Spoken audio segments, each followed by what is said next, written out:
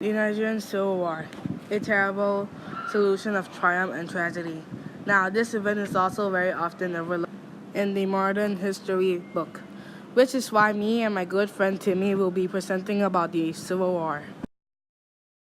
Thank you for that introduction, Daniel.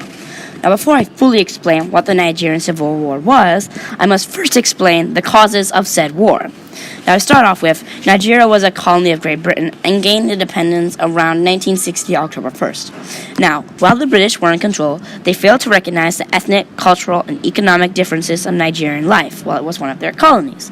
With that being said, this would lead to many different cultures. The three dominant ones, however, were the Hasla Lufini, the Igabos, and finally the Yorubas, all of which were very different in every aspect of daily life. And due to this fragile peace between the three tribes, two attempted coups would be made, both of which were successful in 1966. And just a single year after those coups, Igabo massacre would occur. All of these rising tensions due to the British Empire's imperialist-like nature ultimately caused the Nigerian Civil War.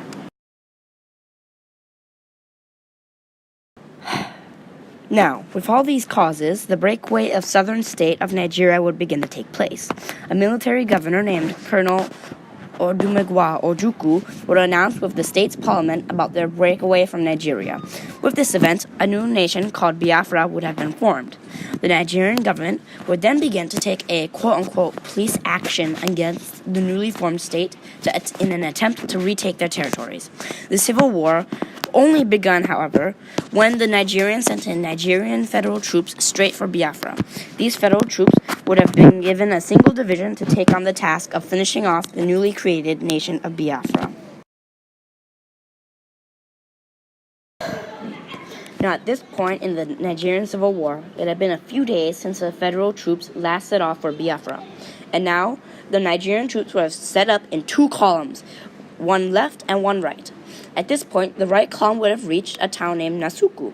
The Nigerians would take this town on July 14th, 1967. Now, the Biafrans, of course obviously mad with this loss, would begin to respond with an offensive of their own. Biafran forces would begin to march westward, passing through the city of Benin, and then the forces would continue to advance until they stopped on the state boundary of August 21st. Nigerians, to counter this attack, would form a second division of troops to push back the Biafran forces which were gathered along the state boundary. Now, of course, the Nigerian forces would succeed at this advancement into the Biafran forces, but also, with luck on their side, they've also pushed back the Biafran forces out of the city of Benin, successfully taking it on September 20th. Although Biafra lost the city, they would have succeeded at their main objective, which was to tie down as many Nigerian forces as they could. Once the Nigerians realized this, they would have formed a third division to board onto ships and to land in the southern areas of Biafra.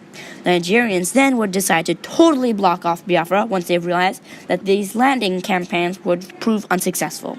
Sadly, due to this blockade, over more than 180,000 civilians would have starved to death in their own homes. This blockade, however, would have also created a stalemate, preventing any action for a few months. Despite this, the Biafrans would also attempt to make desperate offensive using mercenaries to try to push the Nigerians' blockade back. These offensives, however, would fail, pushing the Nigerians back into their own land, giving Nigeria even more land to work with. Nigeria will now be prepared to finish this war, and with a massive push into the southern coast of Biafra, the Nigerians would cut the Biafra forces right down the middle, cutting almost all communications and supply lines. With this final push, the Nigerians would easily reunite the torn-apart nation of Nigeria.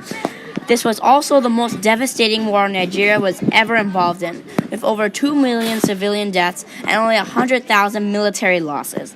The Nigerian Civil War was also one of the greatest financial conflicts in modern history.